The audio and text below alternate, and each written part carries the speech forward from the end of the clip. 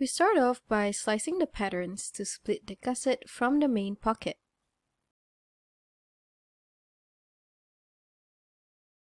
Next, we need to add fold lines on the gussets. To do so, we use the pen tool and enable Snap to Center.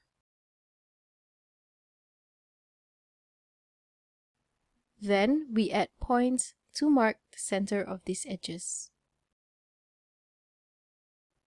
We turn off Edit Points and draw internal lines.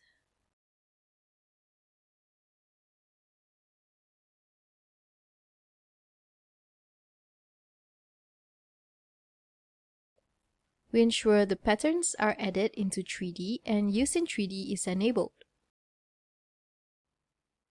We then apply the fold property for these 3 lines.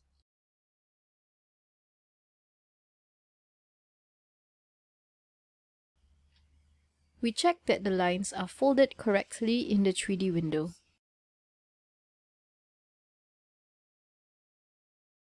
We must ensure that the pattern's 3D layers are higher than the pen's and that the gusset patterns should be a lower layer than the main pocket pattern.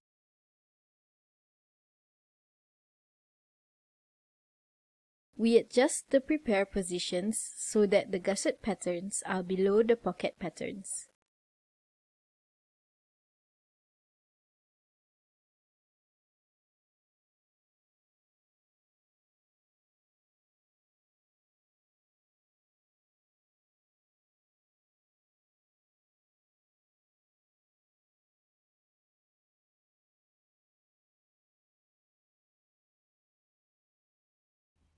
Next, we want to add a box pleat on the pocket. We adjust the rectangle shape with the transformation tool to ensure that there is enough fullness for the box pleat.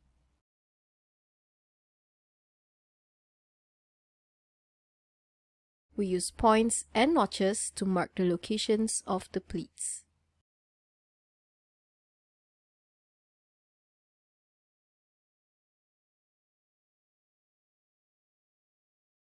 Then, insert a pleat and adjust the location and size of the pleat.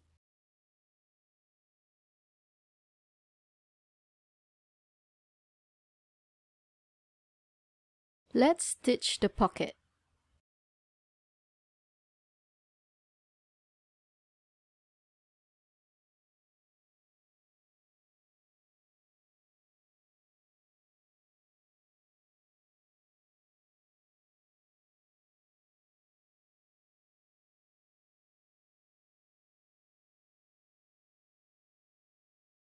When stitching a cargo pocket, we may want to add additional stitches on the gusset of the pocket to ensure that the pocket will simulate properly.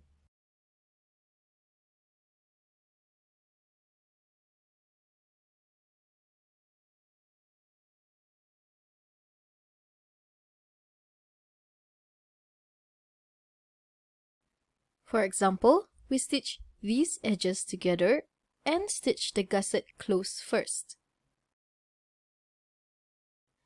Now we simulate the pocket.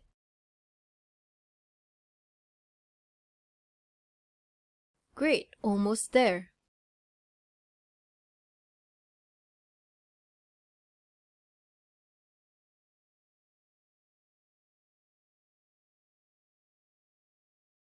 Now that the pocket looks great, we can remove the additional stitches.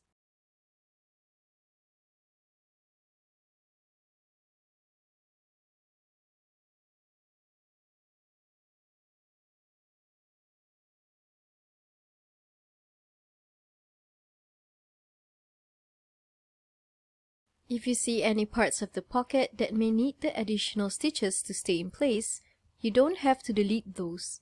Instead, you can use stitch release so that the gusset would not be so flat.